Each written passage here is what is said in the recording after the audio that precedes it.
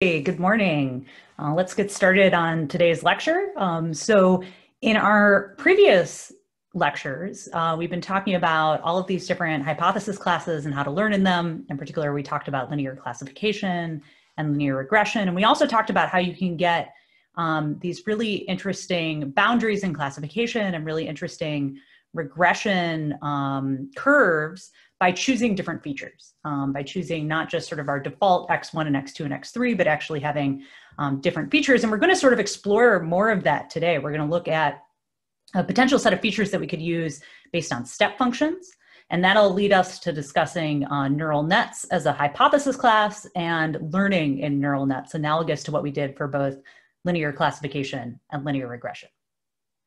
Okay, so let's just review briefly what we did with linear classification with the default features. So when I say default features, I mean just X1, X2. We haven't applied any additional transformations here. Okay, so we have a bunch of data. And what we saw in a previous lecture is that a way that we could approach classifying this data is we could look at a certain set of functions in a slightly higher dimensional space. So here we have X1 on the sort of east-west axis. We have X2 on the north-south axis, and this additional Z on sort of an up-down axis. And so we could make this curve, this theta transpose X plus theta naught, which is linear in the thetas, and also in this case happens to be linear in the X's. And we could ask ourselves, for any particular theta and theta naught, where is this curve below zero? And that will give us one of our labels. You know, maybe it's -1. And where is this curve above zero? And that's where we'll apply a different label. Maybe it's +1. And so in general, any particular theta and theta naught defines such a curve, which happens to be a hyperplane, and therefore defines a set of predictions where we apply and predict +1 and where we predict -1. And then what we'll do is we'll say, okay, well, that's a huge class with all kinds of different thetas and theta naughts. But we'll try to get as low as possible loss to figure out which one will apply to our particular data. Okay, so we saw this picture before. And now we've also seen another picture we saw in the features case that we could do this and we could get these more complex nonlinear boundaries here as well. So in particular, one way that we could do that we saw, and of course, again, just reiterating, we predict one particular label on the side where this is greater than zero and a label on the side where this is less than zero. Okay, so now we could get these more complex nonlinear boundaries with, for instance, different types of features. Like one example we saw was polynomial features. So with polynomial features, we said, hey, we have these different features, like phi1 is now x1, phi2 is x2, phi3 is x1 squared, etc. And so maybe I have a bunch of data, and maybe I don't think that there's a really good single linear boundary here. So I might use my polynomial features. And so we saw we could do the same thing. We can make this curve that is still linear in theta. So we might still call this linear classification. It's just nonlinear in the X. So we have this still theta transpose, but now times phi of X instead of X plus theta naught. And we're going to predict a label, say -1, where this curve is below zero, and a different label, say +1, where the curve is above zero. So it's the same thing. It's just now a sort of more interesting, more complex curve. Okay, so again, we get a curve like that for every possible theta and theta naught, but then what we do is learning. We say, hey, let's try to get as low of possible loss. So we'll use that to choose our theta and theta naught, and that's what we'll apply to our data, and then in particular use to predict at new points. Okay, and so basically what we're going to be doing today is we're going to be thinking about other possible features we could use. There's nothing that says we have to use polynomial features. And in fact, maybe something that we might ask ourselves is, do we have to have a fixed set of features? Maybe we could actually learn good features. Maybe the features themselves could have parameters that we learn. And so that's essentially what we're going to be going into a lot of depth on today. Now, before we do that, let me just go back to this picture here, and let's just notice that what's happening here is we're essentially applying a function to apply this hypothesis, to apply this prediction for a particular theta and theta naught. we're predicting one label above a line and another label below the line. And so we could actually plot that function. So here's that function where we have one value on one side of the x1, x2 line and another value on the other side. So for instance, if we were predicting 1 and 0, the upper value here in sort of the up-down axis would be 1 and the lower value would be 0. Okay, and so in particular, another way that we could represent that, which we saw in a previous class, is that we could use this indicator function. Remember, the idea here is that whatever's inside the parentheses, we're going to return 1 if it's true and 0 if it's not. And so what we're doing here is we're actually plotting this indicator function applied to this linear boundary. So we see that it's 1 on one side where this is true, and it's 0 on the other side. Okay, so this is called a step function, where we have sort of 1 on one side and 0 on the other side. We're used to using step functions to classify. We've been doing this for essentially many classes now. And the really big difference about what we're going to do today is we're going to start using step functions as features. So we're still going to use them to classify, but we're going to use them as features as well with their own parameters. Okay, so let's go ahead and check that out and do that and see what happens. Okay, so we have some new features. They're step functions. So because these are going to be features, let's give them their own parameter names. Like let's say maybe W transpose and W naught instead of theta transpose and theta naught, which is what we were using for our classifier. And so this is a feature. So I'm going to call it phi1. It's going to be our first feature. And it's going to be some function of x, because we've seen that that's what features are. They're just functions of x, the original sort of default features that we got in the beginning of the data. Okay, so let's draw this. Well, depending on my choice of W and W naught, I'm going to get something that looks like this. And it's just that breaking point, that line that's going to be different depending on how I choose W and W naught. But this is a feature. It's a function of x. It's something that we can use as a feature, and it's got this step function property. We can make another one of these, and we need to give it its own new parameters. So maybe let's call them W tilde and W naught tilde for the moment.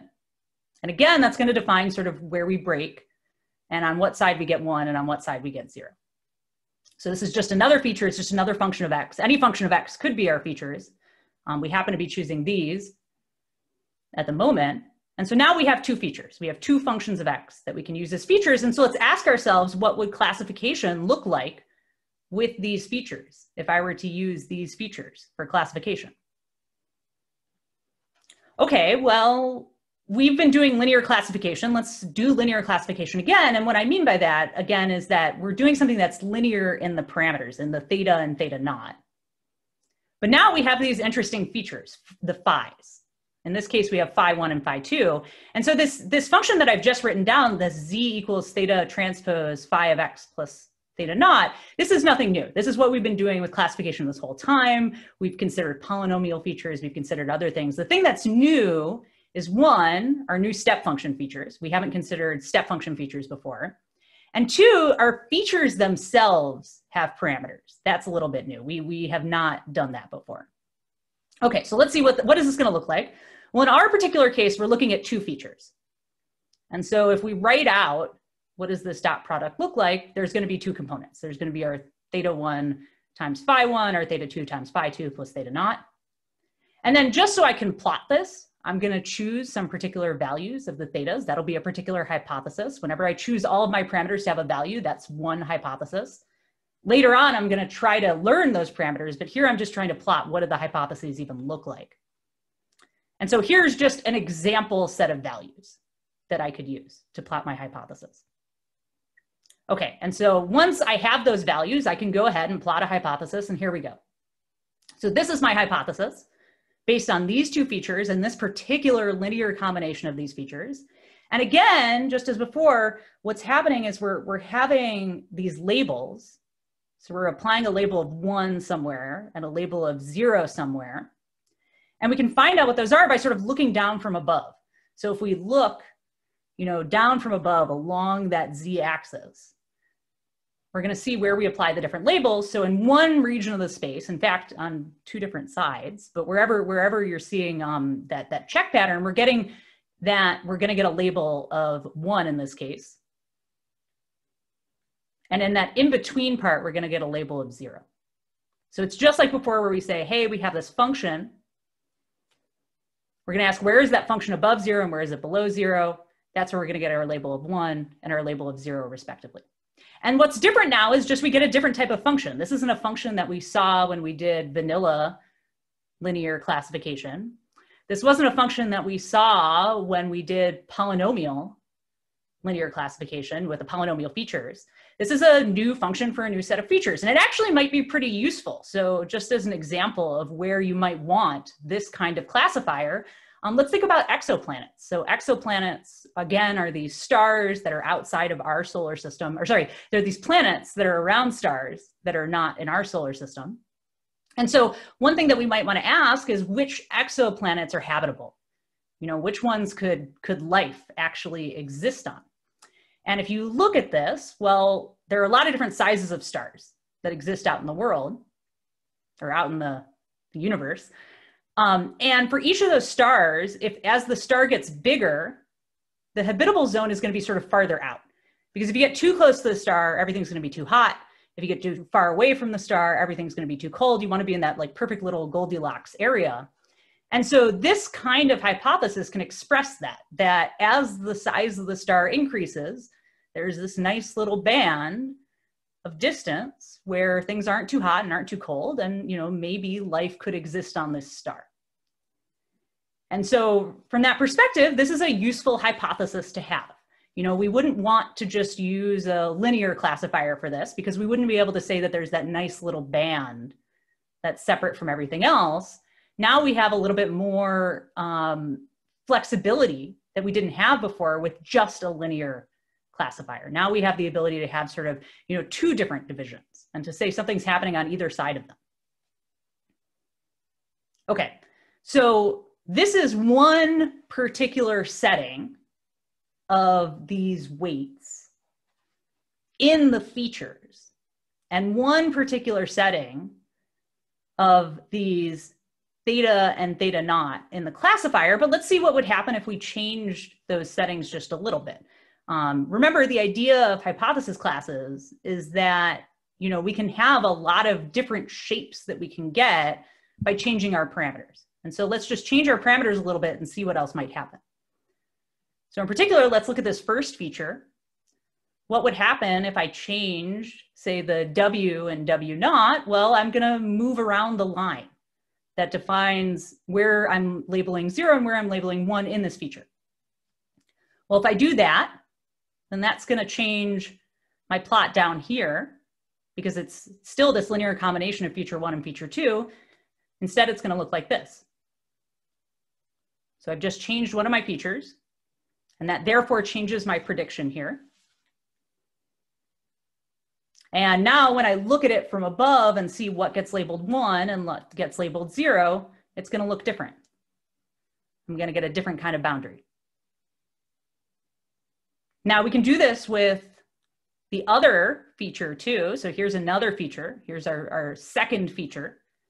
We could change the weights in the second feature. Remember, we've seen this sort of thing before, that the sort of normal and the offset defines a line. And so if we change those values, we're going to change where that line is. And so we can do that too. So here I just happen to have changed it to a different set of values. And now if we keep the same weights in our final classifier, we're going to get something different. Now, what happened here, in this case, you'll notice there was some overlap of the two features. And because we're just adding them up, we're going to get a value of 2 instead of just a value of 1 or 0. And that's fine. I mean, in general, we expect that we could have any values here for this linear combination. But in the end of the day, if we take this step function perspective, we're still going to look down on this and we're going to ask, where is this function above 0 and where is it below 0 to make our classification? And so this is what our final classifier is going to look like. Our final hypothesis is going to look like. It's going to predict 1 in this sort of upper corner, and it's going to predict 0 in this lower corner. And again, this is sort of a potentially useful classifier to have. Just as an example, maybe I'm trying to decide, when do I go for a run?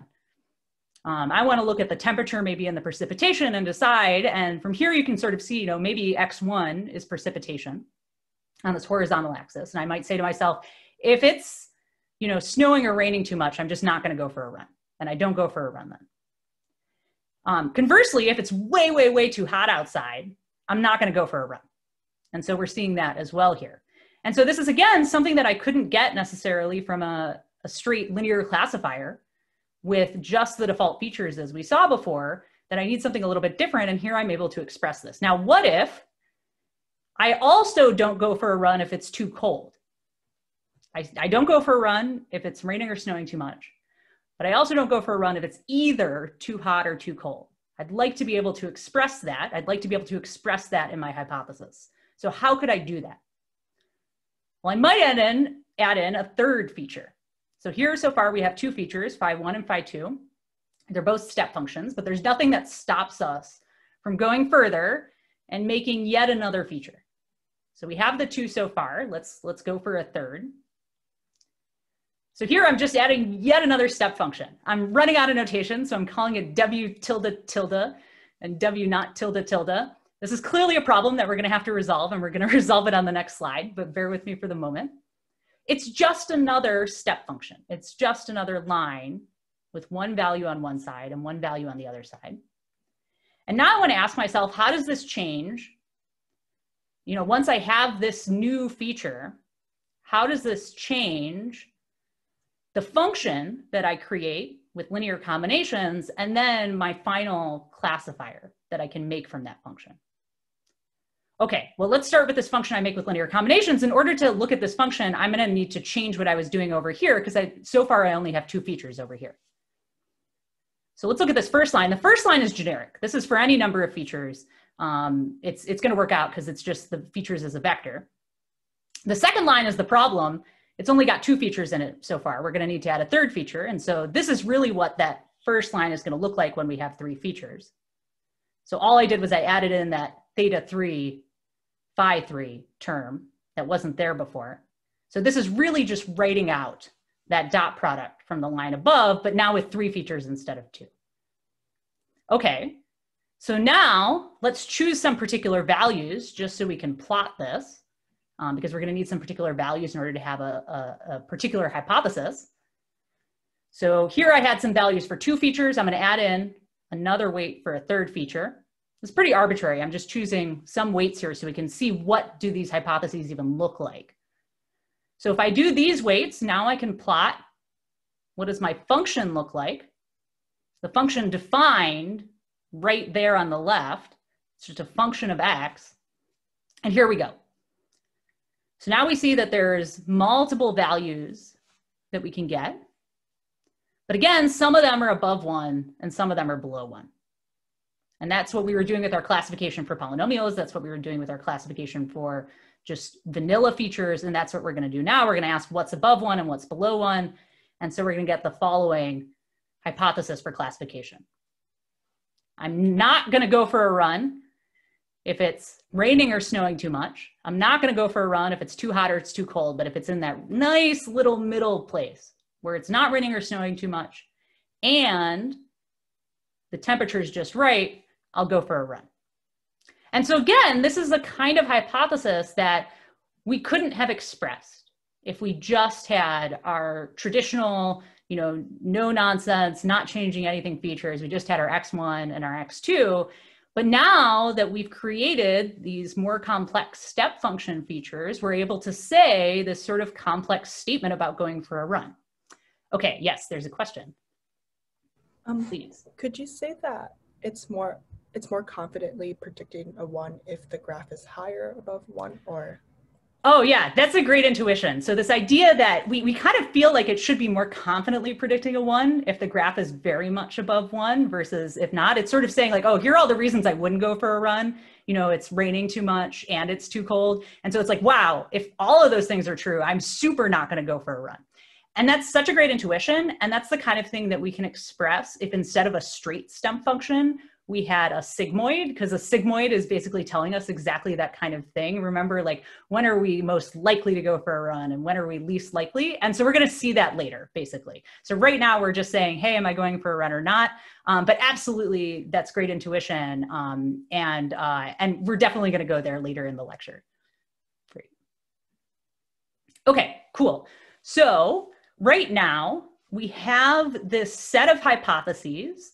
But we were running into an issue, which was namely that I was running out of tildes. You know, like the notation was just getting way out of hand. At some point, I can't just keep adding tildes to my weights. I'm going to need to, you know, what if I want 4 features? What's going to happen then? What if I want 4 of these step functions? And so let's just take a step back now and try to develop a much more general set of notation for the idea that we've just been talking about. Basically, the idea again being that we create a whole bunch of step functions, we're gonna use them as features, and then we're gonna put them into a classification problem. Okay, so now we're just gonna spend time on that notation. So let's get some new notation, again, just for exactly the thing that we just did. Okay, so the first layer was constructing the features. There were kind of 2 layers that were going on here. We first constructed some features, and then we put them all into a linear classifier. Okay, so let's talk about constructing the features, and let's develop some notation for that. Same thing we did, just with some new notation. Okay, our input is going to be a data point. So just as before, we said we had these phi of x. They take a data point and they output our features. We're going to have our data point and we're going to output some features. So just as an example, maybe our data exists in 2 dimensions, and this could be our data point that we would use as input, this little star in the 2 dimensions. Okay, now something that we're gonna do is we're gonna have this sort of general notation for each layer. So the superscripts on this page are gonna represent the layers. So in this first layer, we're constructing the features, we're in the first layer, so we're layer 1, and we're gonna say that the number of inputs to layer 1 is m super 1. So that's just going to be a notation that we use. But in this particular example, in this drawing that I have of x right here, can somebody tell me what is m1 as a number? What would the size of the data point be? So this is for the private chat.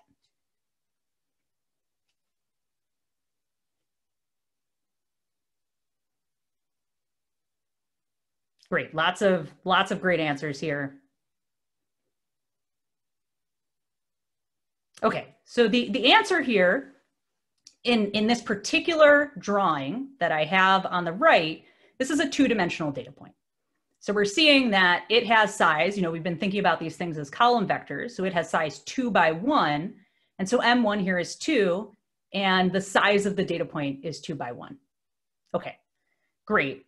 Now, we've called this something different in the past, and so I'm just going to point that out. We've called this D in the past. So m1 is just equal to D, the dimension of the data that we talked about before.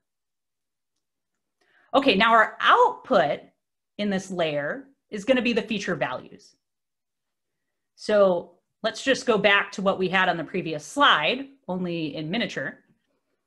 So these were our 3 features on the previous slide. They're each a function of x1 and x2, although I've only labeled those axes in the 3rd feature. But each one is a function of x1 and x2. And so what A1 is going to be is it's going to be those features evaluated at x. So if I take my particular x, so this is just the same x that I have above here, it's got a pretty low value of x1 and sort of a mid value of x2. And I ask, what's phi 1 of x at that x? Well, it looks like it's 0 in this case. In this particular case, phi 2 of x also looks like it's 0, and phi 3 of x looks like it's 0. But it's basically what we're going to do is we're going to evaluate our features at this particular x. And that's how we're going to get A1. Okay, so we get these particular values, we line them all up into a vector, that's going to be A1. And so that's going to have size. We're going to say that the output size is a column vector of size n1. And so in this particular illustration, where we have exactly these features, this is another question for the chat, what's the size of n1? Or what exactly is n1? Can you tell me what n1 is? Again, just for this illustration that we're showing here.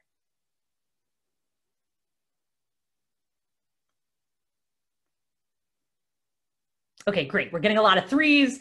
Just for this illustration, N1 is 3. So basically the idea is we're going to take in data of whatever data dimension we have. In this particular illustration, the data dimension was 2. And then we're going to output a set of feature values. In this particular illustration, the number of feature values is 3. Now, A1 itself will be those values. It just has size N1 by 1. It's a column vector. Okay, so how do we get these feature values? Well, we apply our feature. And so you'll recall in the particular case of a step function, we had some function, f1, that's basically the step function. And then we applied it to some linear function of the x. And so here I've gotten around this issue of, okay, well, I was running out of tildes with my w's by just saying, hey, I'm going to give a different w to each one of these problems. I see that there is a small typo here. The w naught should also be indexed by I. I will fix that for the online slides when I show them later. But basically, we're going to have a set of w's. So that's both the offsets and the normals here that we're used to. And we're going to have one of those for each of the features. So we're going to have a w naught I and a wi as well. And then the superscript, again, everywhere here, the superscript just means we're in the first layer. We're constructing the features. So that's what that superscript 1 means. Okay, so in particular, if we were looking at I equals 3, we're constructing the third feature. So here I'm focusing it on the third feature. That's I equals 3. And the way that we would do that is exactly, we would construct our function of x in the following way. So this is phi3. This is the phi3 function of x for this particular step function feature. And then we would say, hey, let's evaluate at this particular x to get out our AI1.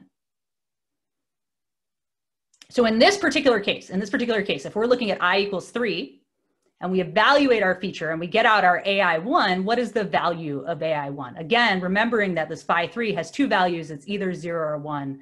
0 is below and 1 is above.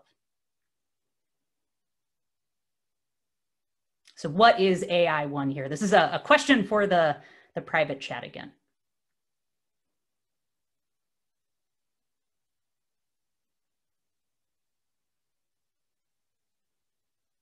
Okay, great. So the answer is 0 in this particular case. And the reason that we know that is we look at that particular x, that's that little star.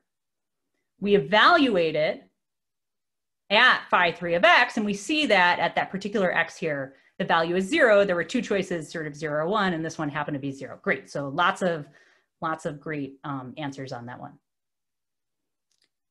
Okay, so now, though, we actually want to do this multiple times. We don't just want to do this for one particular I. We want to do this over all the features I. And so we're going to do all the features at once and put them into this vector A1. And that's going to look like this. Now, let's talk carefully through this equation because there's some weird stuff going on here. So first, W1, capital W1 here is collecting the WIs, the WI super ones, the little WI super ones. So it's going to be an M1 by N1 matrix. And it's just collecting all of the WI ones that we had from those ith features. Similarly, W naught is collecting all the W naughts. So I made this typo. It should be W naught I in that ith feature area. And so this would be collecting for each of those I's, the W naught ones. Okay, now here's where the weirdness comes in. This thing is going to be a vector. So you should check using the kind of tools that we used in previous lectures. What is the dimension of that vector? You can get it from the W1s, the size of the W1s, the size of X, the size of W naught 1. I'll tell you, I mean, you can kind of see just by looking at W naught 1, if I'm going to add W naught 1 to it, this has got to have the same size as W naught 1. And so this whole thing is going to be N1 by 1. And what's weird about that is we've never really applied a function to a vector before. That's not something that we've been doing in this class. We've always applied it to a scalar. And when you apply a function to a vector, that could mean a lot of different things. And so I want to be really clear, what does this particular usage mean? It means we're going to apply it element-wise. That doesn't always have to mean that. There are different ways to apply functions to vectors. But here, that's what we mean by this. So F1 is applied to each element in that vector to get A1 out. So this is really, you know, this A1 equation with all the features at once is just a shorthand of writing what we did for the ith feature, I times, or N1 times, you know, for every I. And that's really the story of this slide and the notation of neural nets in some sense, is that it's all this sort of shorthand that seems laborious at the time and is like kind of a headache, but ultimately will make our lives easier because we're going to have too many things floating around to have the notation that we were using before. Okay, so that's the first layer where we constructed the features. Now let's go to the second layer where we take those features and we assign a label, or potentially multiple labels. So this is really kind of like what we were doing before, you know, in previous classes, like just doing linear classification with different features. And so we're just going to do that again, only with like slightly different notation. Okay, so let's do this. So first, in this layer, the input is going to be the features. Just like if you were doing linear classification with polynomial features, you would take in those polynomial features. So now we're going to call the size of any layer M super that layer's index by 1. So in the first layer, we called it M1 by 1. In this layer, we're going to call it M2 by 1. Is M2 equal to anything else on this slide? Could you say in the private chat, is there something that M2 would be equal to? It's basically, great, yes. It's the number of features, which we just said was the output of the previous layer, which we just said was N1. Perfect, great observations here. Another good one is it's the dimension of A1. Totally another great way to phrase this. It's the number of elements in the vector A1. So these are all correct, good stuff. So I'm just going to write that explicitly here. M2 is the number of inputs to this layer, so it's got to be the number of outputs in the previous layer because we're taking the number of features. And in this particular illustration that we have on the side, again, that's going to be 3 because we have 3 features. Okay, so now here, our output is going to be the labels. Now, in everything else we've done in this class so far, we've had a single label. We've said, okay, are we classifying this, you know, as an exoplanet in the habitable zone or not? Are we classifying this as I'm going to go for a run or not? You know, are we classifying this as, you know, one thing or the other? And so this is a little bit different potentially than that, in that we could have multiple outputs. So in what we just saw in the illustration that we saw in the previous slide, we were just having one output. We were doing this classification of, am I going to go for a run or not? So that's either 1 or 0. And so in this particular case, our vector of labels is actually just a 1-by-1 vector. There's nothing to it, but you can imagine that maybe I want to, you know, say multiple things. I want to say, am I going to go for a run based on the precipitation and the temperature? And is my best friend going to go for a run based on the precipitation and the temperature? And, you know, is our neighbor going to go for a run based on the precipitation and the temperature? And if I asked all of those questions using the same set of features, then I would have a vector of labels here. Incidentally, I'm going to call this whole function that starts from the data, goes through the first layer and through the second layer, and for neural net, because we're basically building up a neural net, which hopefully is something that you have read about in the reading before today and did your exercises. And we'll talk much more about, you know, this wording of neural nets, but basically we're just building up a complex function here. And it depends on these parameters W. Okay, so finally, we're going to get that label. And what that label is we're just evaluating that complex function that we're building up at a particular point. So we put in that point to get our feature values, the A1s. Now we put in the A1s to get our final value, A2, maybe final values, but in this particular example, it's just 1. And so this is going to have a size, we'll call it N2 by 1. That's the number of outputs. But again, typically N2 is just going to be 1 because you're going to be doing 1 classification, or later we'll see you might do 1 regression. Okay, and so again, we have the same idea that we're going to apply our, in this case, classifier to get the ith label. So for instance, if we have a single label, we apply the classifier in the following way. And this is our typical classification. This is the kind of thing that, you know, we've been doing for a while now. And the only thing that's changed essentially is how we express it in notation. So previously we had theta and theta naught. Now we have wi super 2 because this is the second layer. And again, unfortunately, I made a typo. This is w naught I. It depends on which output you have. And so you're going to have a w naught I, again, super 2 because this is the second layer. So that's why we have that 2 superscript. And then again, we might do this fancy thing where we collect all of them together at once by applying this component-wise f, you know, which in the case that we've been looking at so far has been the step function, but we're going to see some alternatives. So we apply this component-wise f, and we, you know, collect everything in these W2 and W naught 2 matrices. So very much analogous to what we did in the first layer. Okay, so the whole idea here, and I think the important thing to take home from this, is that all we've done is constructed a really complex hypothesis. So remember, what is a hypothesis? It's just a way to go from data to a label, and it depends on some parameters. And that's exactly what we have here. We have a function that goes from our original data through to some features, and then finally to a label. And so what I'm plotting here is that whole function. That function just takes in data and outputs a label. And here we're sort of not seeing the hidden calculations along the way. We're just seeing here's the final output. And we can see that as a result, this is a pretty complex, interesting function. And the other important thing to note is it depends on the choices of the parameters, the W and W naught. So just like in the past, our hypotheses for, say, just linear classification with default parameters depended on the choice of our parameters. Here we get the same thing. If I choose different parameters, if I move the parameters around, I get a different hypothesis. And that's what's led us do learning. You know, ultimately what we want to do is we want to say, hey, there's a lot of different hypotheses for a lot of different parameters.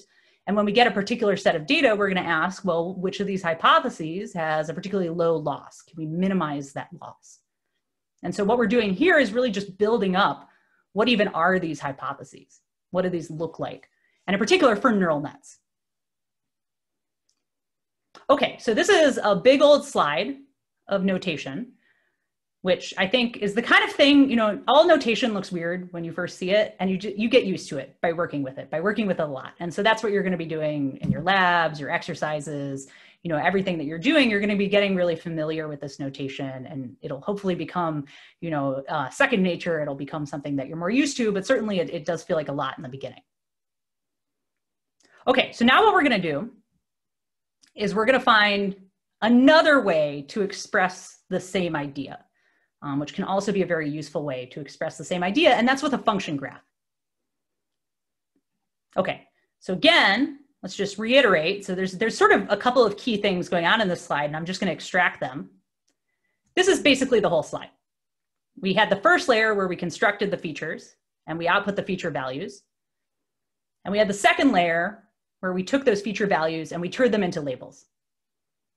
And then we said this whole thing, we'll call this a neural net, or NN, and it's just a big function that takes in our data and outputs some labels, A2. Okay, and now what we're going to do is we're going to express the exact same idea, this way to express our function, as a function graph. So again, we're just sort of describing our hypotheses at this point. We're saying, what do they look like? And here's just another way to describe them. And I think it's useful to have these multiple descriptions because we're getting into these pretty complex hypotheses. And so we want to be able to understand all of the little components that go into them, and to understand, you know, how does this work? So let's look at this idea of a function graph. Okay, so the first thing we're going to do to build up our function graph is we're going to look at what does a function graph look like if we're constructing one feature, let's say the ith feature in the first layer. Okay, it's going to look like the following.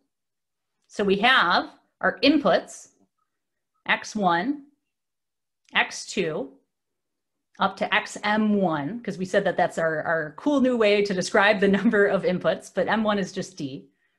It's just the d that we saw from before. Now we see this circle. What does a circle mean in a function graph? A circle means that a function evaluation is happening. So this first circle where all the x1s are going, x1, x2, x3, et cetera, are going into, there's this little summation symbol, and that essentially represents this dot product plus adding w naught. Because the dot product's just a sum, you know, if you think about it, you're really just summing over the elements of that vector, and then we're adding in the w naught. And so we're doing that whole dot product, and we're getting out an output, and we can call that z. We could call that output z. This is basically the thing that's going to go into our function f1. Now, why doesn't z have a circle around it? Because there's no function evaluation going on there. So we have a circle around the sum because we're taking all those x1s and doing something to them and making an output. With z, that is a value. And now we're going to take that and put it into a new function, f1. And because with f1, we're doing a function evaluation and getting an output, that's going to have a circle on it again. And so now we do that function evaluation. We take this z and we put it into f1. So again, z is just this w1 transpose x plus w naught for the ith component. And then we get out this ai1 by applying f1. And this is representing that component-wise evaluation that we talked about from before. So for particular for the ith value, for the ith feature, we have a particular value, a scalar zi1 that goes into f1, and then we evaluate ai1. Okay. And now if we want to look at the whole first layer, it's just doing this a bunch of times. So this is exactly what I drew for one particular I. And now we have the same thing for I equals 1, I equals 2, I equals 3, up to I equals n1, because again, there were n1 different features. Now, something that's kind of interesting about this, though, is I didn't just repeat the same graph over and over. You'll see that the inputs are shared. And so that's something that this graph is expressing, is that it's not just a total repeat of the graph again and again. We have the x1, x2 up to xm1 going to every single one of these summations because the inputs are shared by every feature.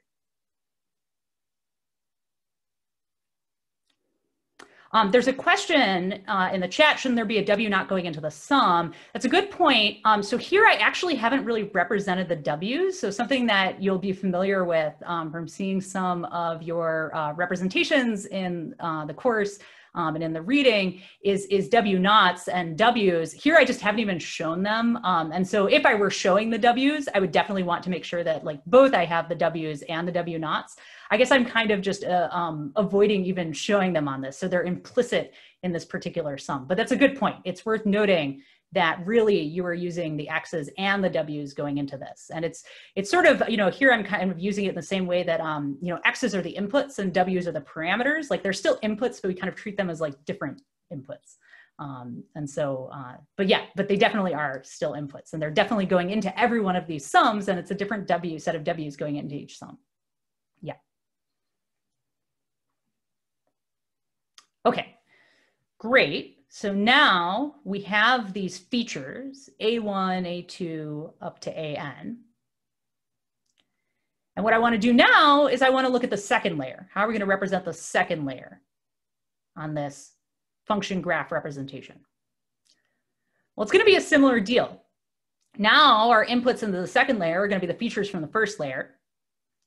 I'm going to write a second layer where there's only one output, but there could be more outputs. And if there were more outputs, then we would have the same features for each one of those summations.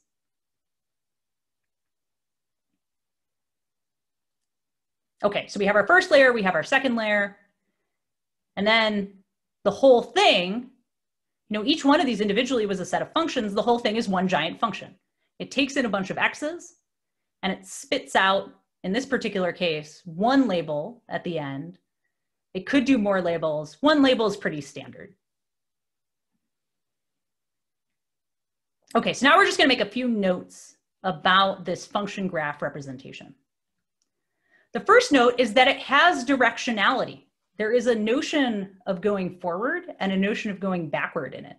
Something you'll notice is that there's a direction defined by going from the inputs to the outputs, and all the arrows accord with that direction. And that direction is what we're going to call forward. So forward means going to the inputs, from the inputs to the outputs. There is also, accordingly, a notion of going backward. Once we have a notion of forward, backward is the other direction. So we can also draw backward. So backward will be going from the outputs to the inputs. And this is something that's going to come up when you're actually doing inference, when you're actually doing learning in these models. It turns out you're going to do a lot of chain rule. And the easiest way to do that chain rule is often by going backwards. And so that's why we have something called back propagation, because you're going backwards in this graph. Now, this particular network that we've shown here is what's known as a feed-forward neural network, because all of the lines go forwards.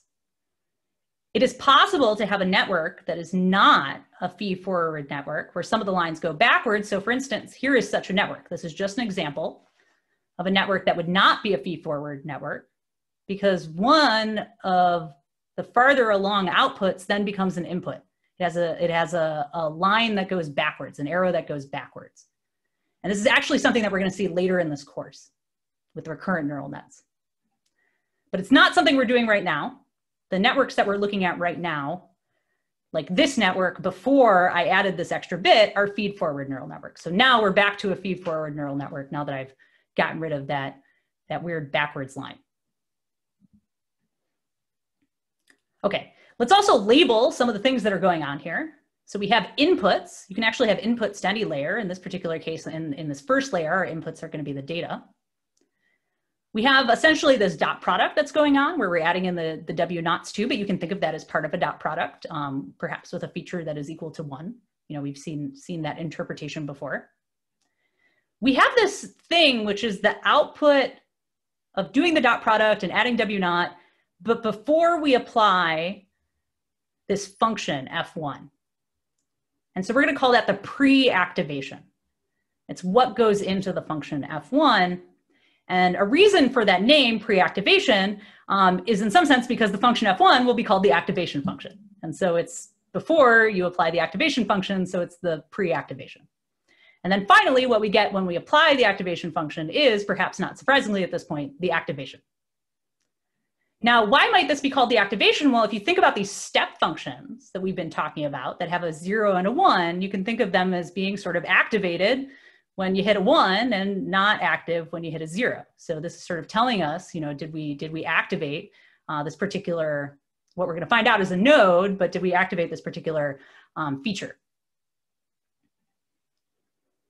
Okay, so now a neuron, or sometimes a unit or a node, is basically the sequence of inputs through the dot product and the activation function to a particular activation.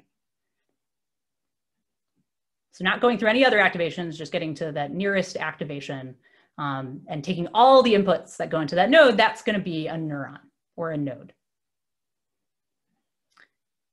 Then a layer, oh, here's just another neuron or node. You know, we can have them in any layer. And now implicitly, we've been saying the word layer a lot. Let's just say a layer is this collection of neurons here at a certain distance relative to the inputs or the outputs. So for instance, this is a particular layer. This is sort of the first one. It's at all of these neurons are at a particular distance relative to the inputs. And then we have, we'll see we have another layer as well.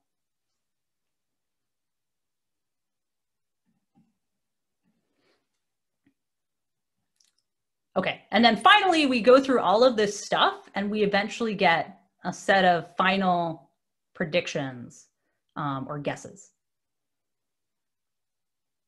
And which is what we get from anything that we do, any hypothesis that we do. Whenever we put in a particular data point, we get a final prediction or guess out of that hypothesis for each possible data point value. And so this is no different.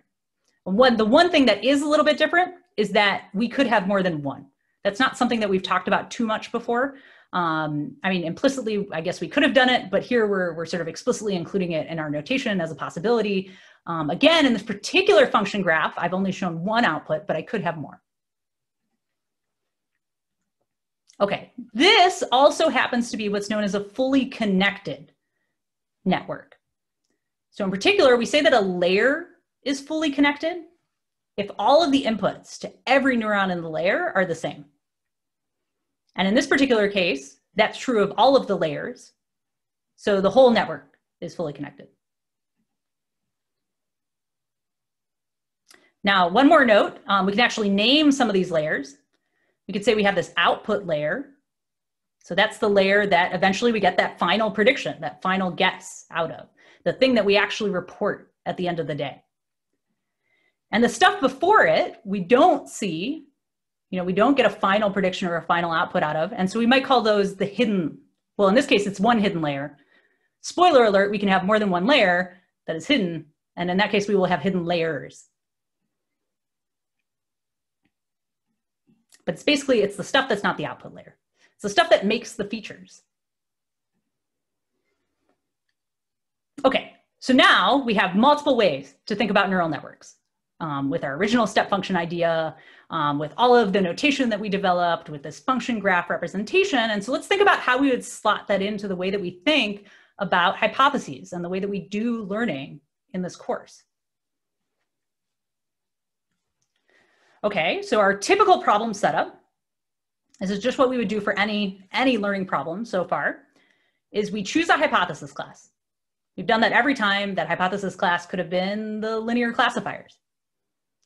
This time, we might choose instead the neural networks.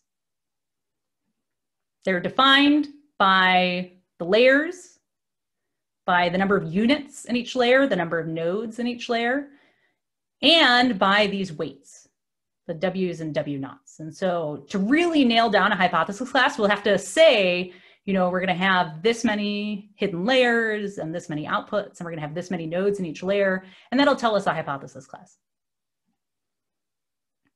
Okay, in this particular case, we chose 2 layers with, let's say, 1 output and some number of hidden units. And then the next thing we have to do always is choose a loss. And so for instance, if we were interested in classification, there's a number of losses that we've talked about. We've talked about 0-1 loss. We've talked about asymmetric loss. We've talked about negative log likelihood loss. So there's a lot of choices. We just choose one of those. Then we learn the parameters. We have some general purpose methods to do that now, like gradient descent and stochastic gradient descent. So we could hope to apply those, although we're going to see there's a rub in just a second. And then once we have learned some set of parameters, that is to say we've found some set of parameters that seems to get the loss pretty low, and we try to minimize the loss, then we can use those parameters to choose our particular hypothesis. We don't just have a whole class anymore. We have a particular one, and we can use that to predict on new data. Okay, so this is our general setup. I mean, this is how we approach these problems in this class. This is not specific to neural nets. It's just, if we choose this hypothesis class, and we're using neural nets. But there are some problems with applying this general setup right now to what we're doing. And so let's go into that before we can actually apply it, because we're gonna have to resolve those problems. Okay, so here's the first issue, the first problem that arises. If we want to use gradient descent or stochastic gradient descent, we can't really use these step function activation functions that we were talking about before. The reason for that is that their derivatives are 0 basically everywhere. And so if I apply gradient descent or stochastic gradient descent, whatever gradient I calculate, it's just immediately going to be 0, and I'm not going to move, and that's it. That's done. I'm done with stochastic gradient descent. I'm done with gradient descent, and that's boring, and that's not telling me anything, and it's not useful, right? I really want to use stochastic gradient descent and gradient descent to get to some good set of parameters, and so that's not going to happen if I have these step function activations, and so I'm really going to have to do something else if I want to apply gradient descent or stochastic gradient descent. Another issue with our current setup is, what if I want to do regression? Here so far we've been talking about f2 as a step function. It returns 1 or it returns 0.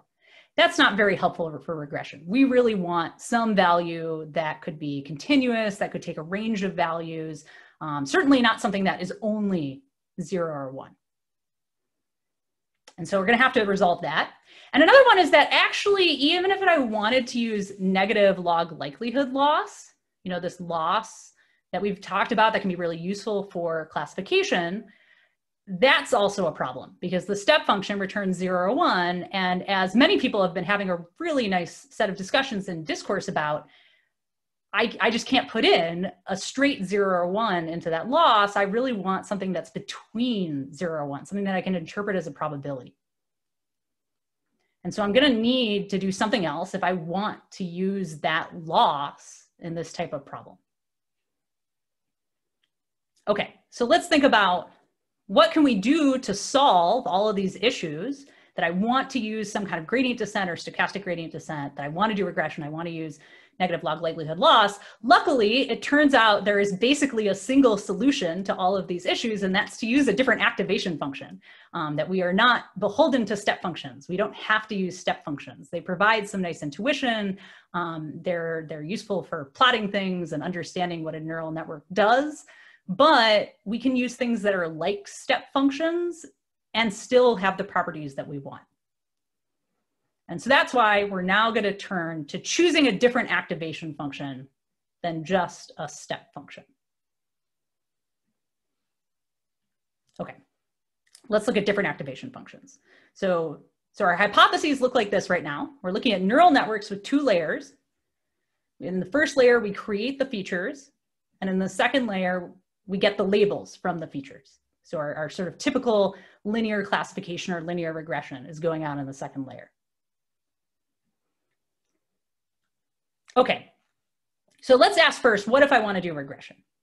So the problem that we said was that if f2 was a step function, if it only returned 0 or 1, then I'm not doing anything really interesting for regression. Like I really want something that could be generally real valued, that I could get all kinds of different values for.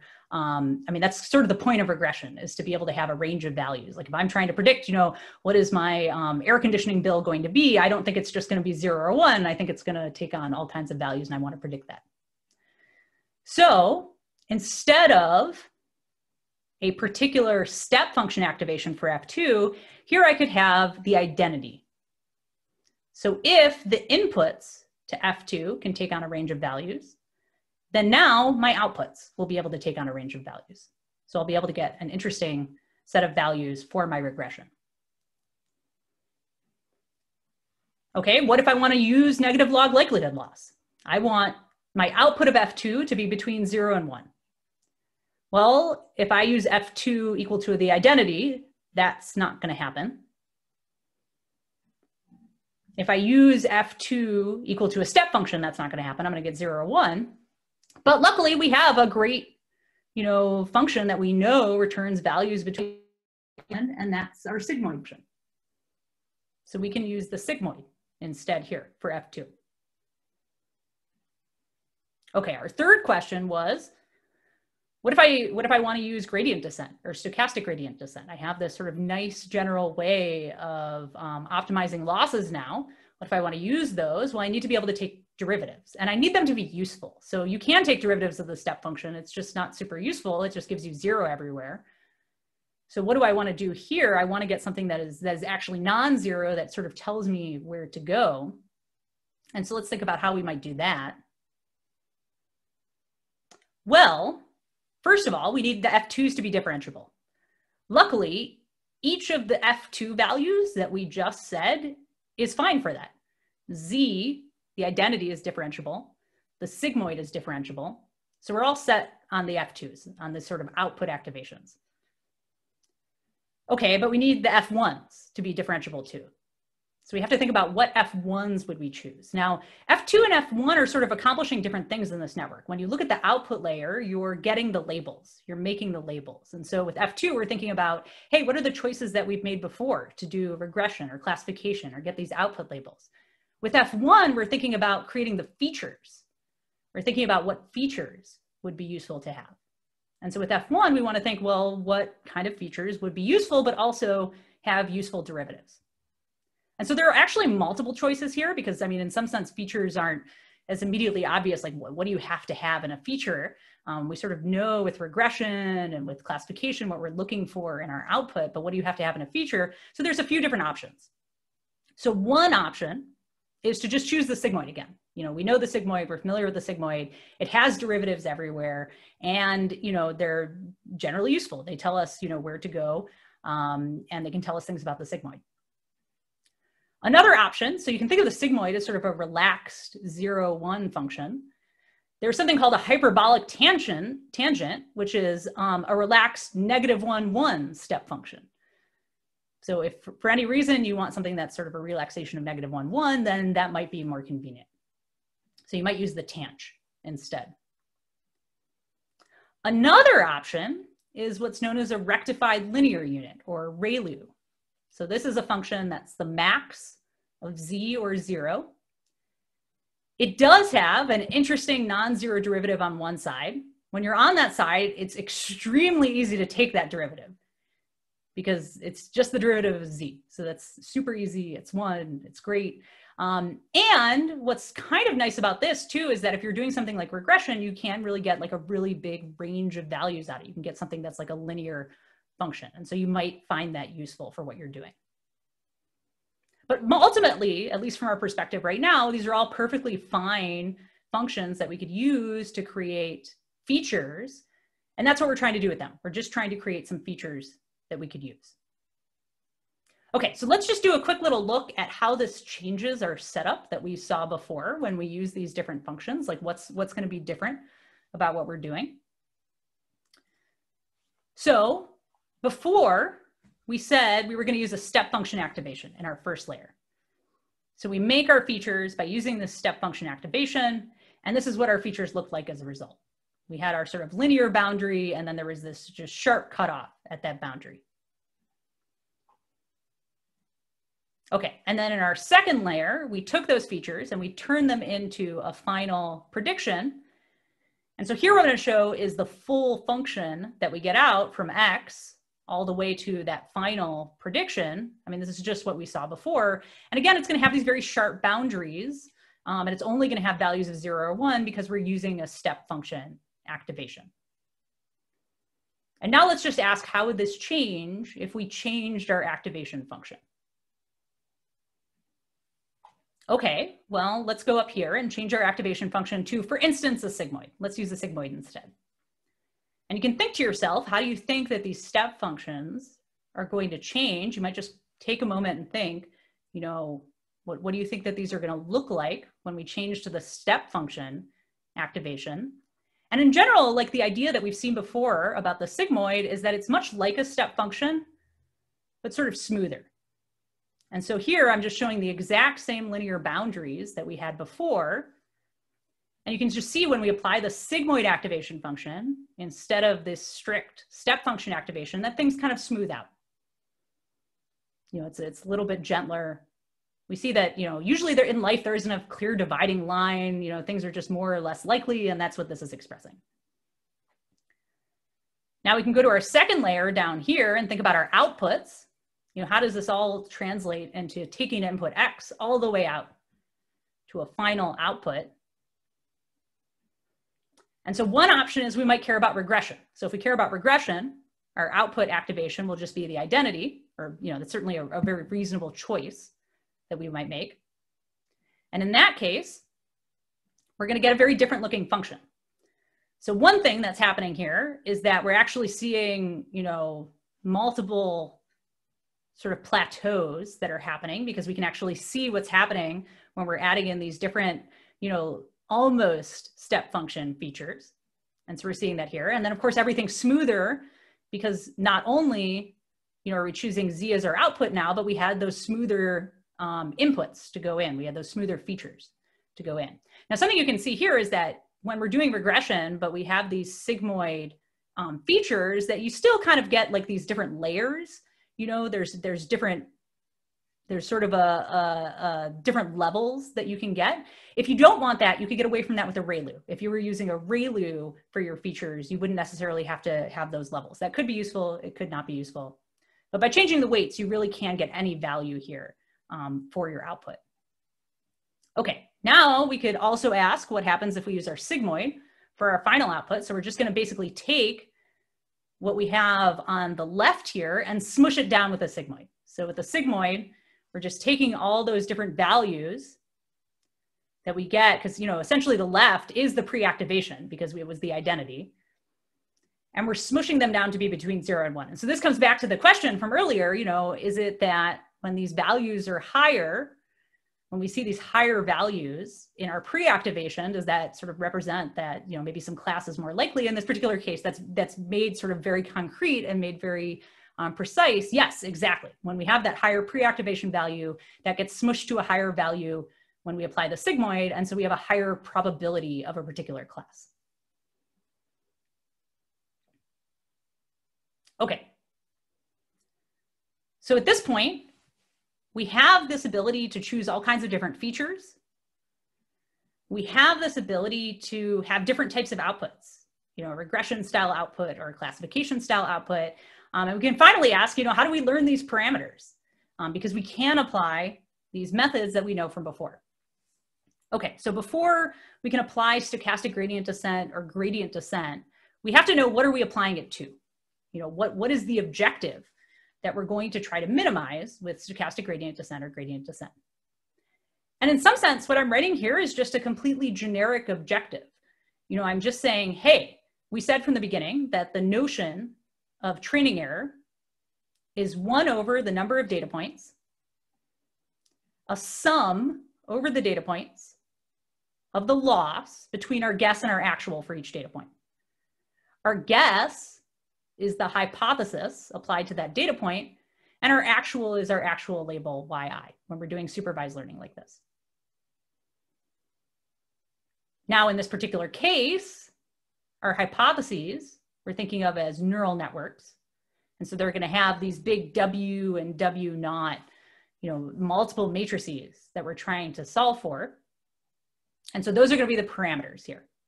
Now, again, what's really interesting about this problem, and very different from our problems before, is that we have parameters not just for that final classification or regression step, but also for all the features that we've built along the way.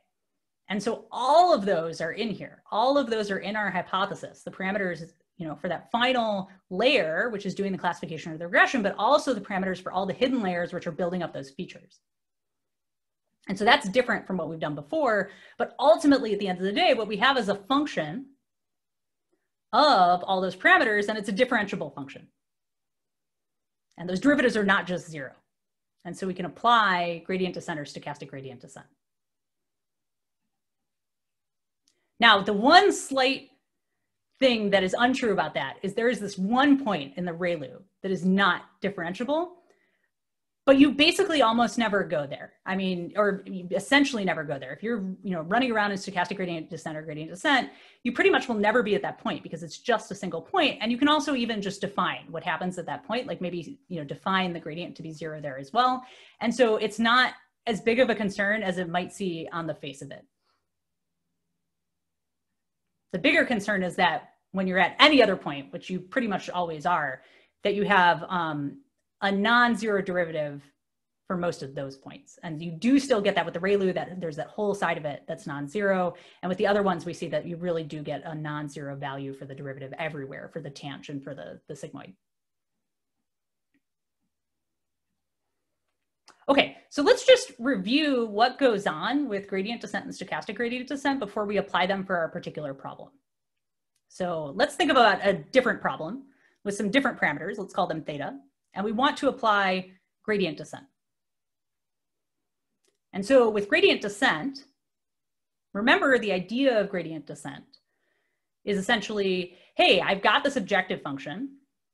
It's over some parameters. In this particular case, let's say theta 1 and theta 2. And I would like to find the minimum. And so I'll start at some particular point. I'll calculate the gradient. I'll move in the direction of the gradient times eta, say, and I'll end up at a new point. Now, here's the thing. So we have previously said that the gradient is a vector that's equal to the size of theta. So in this case, the gradient's a two-dimensional vector because my theta is two-dimensional. But it looks like I just plotted a vector in 3 dimensions. So can anybody tell me what's the third dimension here? Why is there a value in this sort of up-down axis? So this is another one for the chat. What do you think is the third dimension? What is the value of the up-down axis, the not theta 1 or theta 2 axis?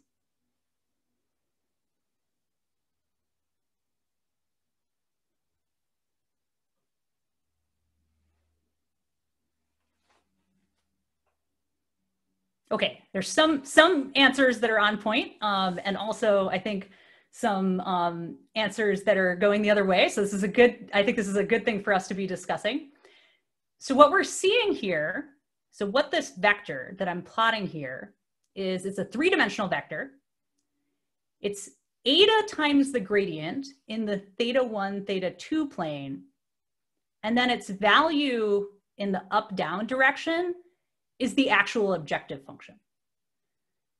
So the starting point of that vector is the objective function at our initial point, and the ending point of that vector is our objective function after we have moved in the direction of the gradient.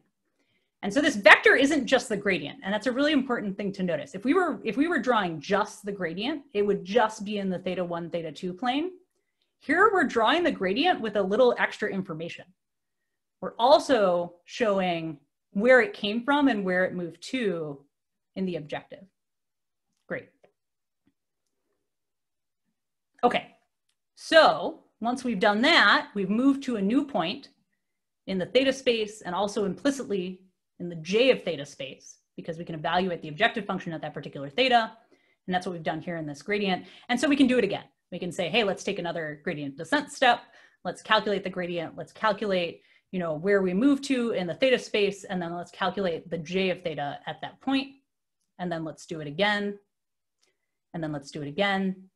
And there's a question about the magnitude of this vector. And yes, so what's happening is the size of the vector in the theta plane, the theta1, theta2, is the gradient times the step size. And then the total magnitude of the vector in that direction is the magnitude of the gradient times the step size. And then the magnitude, or the difference in the j direction, is the difference in the j values. Okay, so that's gradient descent. And then we've also learned now about stochastic gradient descent. And you can think of stochastic gradient descent as like drunk gradient descent. It's like you're taking steps, but you don't have a lot of information and things are feeling pretty cloudy. And so you start somewhere and you go somewhere off to the side because you only have the information from one data point. You don't have all the data points. Like if you actually looked at J is defined by all of the data points. The optimization objective when it's this loss is defined by all the data points. And so a stochastic gradient descent, you don't have access to this beautiful objective function that we're plotting here. You only have access to information from one data point, and that one data point isn't very reliable. So it just sends you off in all kinds of crazy directions. And so who knows where you're going next? It's maybe over here, whatever. And you just keep moving around like that. Now again, let's just make sure we review, why would we ever do this? Why wouldn't we just go with gradient descent when it has all this great information at every step? And again, the difference is that the cost of one of these steps is just a huge difference. So to make even one gradient descent step, we have to wait to go through absolutely every single data point. And so if we have a ton of data points, that's going to take forever. Whereas with stochastic gradient descent, yeah, sure, it's like a drunken meandering step, but it took us so little time. And by the time we've taken a lot of these steps that are just kind of in the right direction, we'll probably, in many cases, especially with a lot of data, be doing better than if we had waited that whole time just to take one step.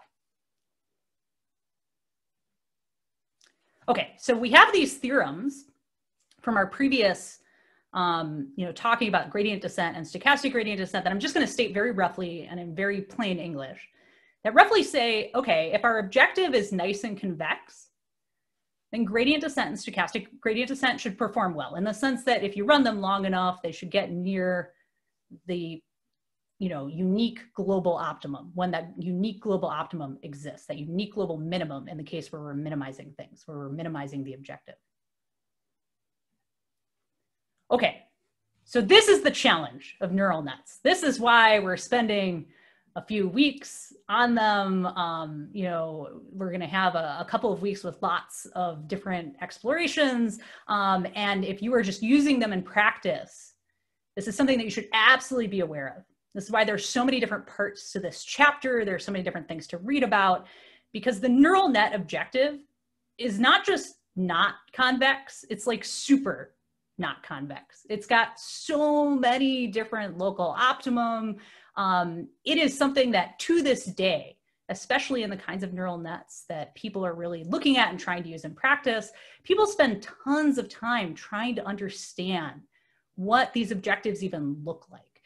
You know, in this particular cartoon, and again, it's always worth reiterating and reminding ourselves what we're doing with cartoons. In this cartoon, our parameter space is two-dimensional. Even for the simple two-dimensional neural net, or sorry, two-layer neural net that we've talked about today, with maybe just a couple of hidden units or 3 hidden units, we're in so much higher dimensions than 2 already for our parameter space. Our parameter space is going to be hugely high dimensional in real life. It's going to get so big. And so it's so hard to visualize what's going on and to get a sense of what's going on, especially when we as humans can only see in 2 dimensions. We can only really understand what's going on in 2 dimensions. And so there's a ton of research that goes in to just trying to understand these landscapes and to trying to understand what to do with these landscapes. And in particular, a lot of that's going to mean that we're going to have to do a lot of special things to optimize and to regularize. So in general, we just can't expect, because this is so non-convex, that we're going to be getting to a global optimum when we optimize. And so what can we do about that? You're going to see in the reading, you've probably already seen in the reading, that there's a huge bag of tricks to deal with this. And again, I can't emphasize enough, this is an area of active research to think about what are good ways to do optimization in neural nets. And a really tricky thing about this problem is that it's not clear that you actually want the global optimum. And this relates to regularization. Now, we've talked in the past about, you know, these polynomial bases with just a few different basis functions, these polynomial features as being super complex and that you might overfit. And so it's probably not going to be a surprise that if we have these super expressive, you know, many different step function-like features, that it seems like we could easily overfit, you know, especially if we just keep adding more and more of them. And so we have these conflicting things that we want to do. We want to minimize the loss. We want to do really well in terms of loss, but we also maybe don't want to do it too much. We want to regularize somehow. We don't want to necessarily overfit to all of that data that we have. And so this is, again, just a huge challenge of neural nets and something that's very different from what we have looked at before in this class in terms of linear classification and linear regression, where everything was nice and convex. You could have all of these nice guarantees about how you're going to perform. Now there's so much more work that has to go into optimizing, into understanding what's the right way to regularize, given that, you know, you don't necessarily want to perfectly optimize this objective. And so these are the kind of trade-offs that you see in this bag of tricks. And partly, I also want to emphasize that you see all of these awesome ideas that people have come up with actually pretty recently in some cases in the reading. And that's not the end of the story, because this is such an, you know, a major area that people are working in right now. New ideas are getting developed pretty recently. And so it might well be the case that, you know, by the time in a few years where you're using this in some other application, that there might be new tricks to be using. There might be even better things to be using. And so I think that's why you really want to take away this very high level idea about what's going on with neural nets and what's going on with their optimization and learning in neural nets, because any particular method might become obsolete in a few years. It's hard to know. And so you want to be just aware of the challenges and what these are trying to address. Okay, so that all being said, I just want to spend a few moments at the end saying we don't have to just have 2 layers. So we've talked this whole time about having 2 layers in our neural nets, the one where we create the features and the one where we do sort of the regression or the classification, but why stop there? And we're going to get into this a lot more when we talk about convolutional neural nets. And there, they definitely don't stop at 2 layers. But let's just think about why we would want to have more than 2 layers. So here, this is just another representation as a function graph. So here I'm taking the function that takes the x's, takes all the w's, and turns it just into the output at any particular layer. So I've sort of compressed a few of the functions into one function from what we saw earlier, but that's fine. I mean, a function graph, the circle is just a function. It can be whatever function I want. And here there's actually 3 layers to this net. We first come up with a set of A super 1s, then we come up with A super 2s, and then finally some A super 3s. And so that final layer, sort of in general, is where we do the linear classification of regression. That was true in the 2-layer net, and that's also true in our 3-layer net here and in higher layer nets. And the rest of this is sort of where we're making features. Now, before we just made features out of our data, but something we could do is sort of recursively make features. We could make features, and then we can make features out of those features. And that's what you can do when you have multiple hidden layers. And again, we're going to see a really concrete example of this when we get into convolutional neural nets. Now, a corollary of this observation is that in general, when I'm adding or subtracting layers, what I'm doing is I'm taking it from these hidden layers, these layers that are making the features. And so if I subtracted enough layers that I only got down to one layer, all that would be left in my neural net is that linear classification and regression layer at the end. And so just a single layer of a neural net with just one output is linear classification and regression again, with the default features. It's just what we've been seeing this whole time. You can think of it as a special case of this broader idea now. Okay, great. So that's neural nets. We have defined neural nets. We've seen some examples of feed-forward neural nets, of fully connected neural nets. You're going to be exploring neural nets and using them and getting into all these issues of, how do we actually optimize in them in your labs and homeworks and everything like that. There is no live lecture next week, although there is a pre-recorded lecture from previous years, so you can check that out if you're interested. I will note, however, that the week after that we'll be back, and again we'll be talking about more layers, basically. What happens with more layers? Why might we use more layers? How does that help us out? It turns out to be pretty important. So I'll catch you then. Thanks all.